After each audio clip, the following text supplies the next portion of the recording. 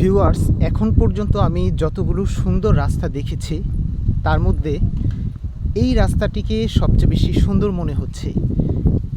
এই যে রাস্তাটি দেখছেন, এটি বরিশালের হিজলা উপজেলার চর দুর্গাপুরের রাস্তা। এই রাস্তাটির পাশেই সবুজ প্রকৃতি, সবুজ ফুল ফসলের অনেক গাছ রয়েছে। এই যে দেখুন, কলা গাছে কী পরিমাণ কলা এসেছে, এটি রাস্তার ধারে লাগানো।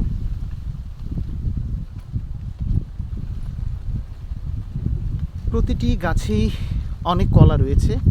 অন্যান্য ফসলের অন্যান্য ফলের গাছও দেখা যাচ্ছে এবং সুন্দর কিছু ফুলও দেখা যাচ্ছে। একদম মেঘনা নদীর তীরে চর দুর্গাপুরের এই রাস্তাটি দেখার মতো, একদম এত ভালো, যেটা আপনারা ভিডিওতে দেখতে পাচ্ছেন।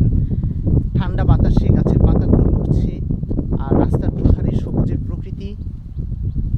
আমার মনে হয় যে এটি বাংলাদেশের অন্যতম একটি সুন্দর জায়গা হতে পারে বা অন্যতম একটি পর্যটন আকর্ষণ হতে পারে। এই যে রাস্তার ধারে দেখেন কলা গাছ দেখালাম, এখন এই যে পেঁপে গাছ দেখাচ্ছে। এই পেঁপে গাছে কি পরিমাণ পেঁপে এসেছে দেখেন, একদম গাছে দেখা যায় ছোটো ছোটো পেঁপে এসেছে। সামনে আরও অনেক পেঁপে গাছ দেখা যাচ্ছে, প্রতিটি গাছেই ফুল এবং পেঁপে ধরে আছে। এখানে দেখা যাচ্ছে একটা বড় পেঁপে রয়েছে।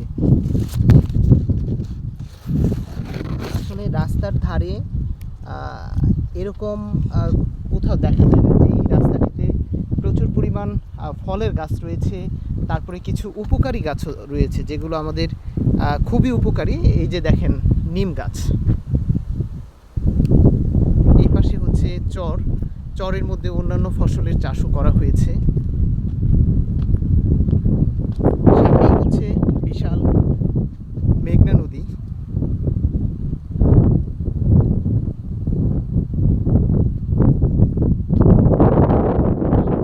আমরা দেশের বাইরে কত টাকা খরচ করে চলে যাচ্ছি ঘুরতে, কিন্তু এই সুন্দর সুন্দর জায়গাগুলোকে যদি আমরা আরেকটু ফুটিয়ে তুলতে পারি, আরও বেশি মানুষের সামনে নিয়ে যেতে পারি, তাহলে দেখব এগুলোতে অনেক মানুষ আসছে দেখতে, বা দেশের বাইরে থেকেও অনেক লোক এই সুন্দর জায়গাগুলোতে আসতে পারে। কারণ একদম প্রাকৃতিকভাবে দেখেন এই চরটি গড়ে উঠেছে, যেটি মেঘনা নদীর তীরে, এবং এই রাস্তাটা আসলে এত একটা সুন্দর রাস্তা।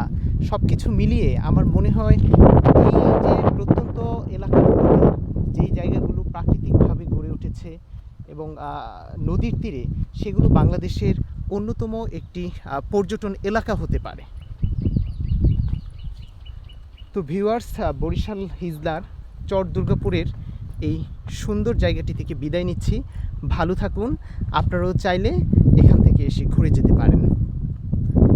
লঞ্চে করে, স্পিড বোটে করে আপনারা এই সুন্দর জায়গাগুলোতে বরিশাল থেকে বা অন্য যে কোনো জায়গা থেকে এখানে ঘুরে যেতে পারেন। বরিশাল বোলাদি থেকে বা ঢাকা থেকে যদি কেউ এখানে আসতে চান, বাসে করে একদম হিজলায় আসা যায়। হিজলা থেকে নদীপথে নৌকায় ভ্রমণ করতে পারবেন।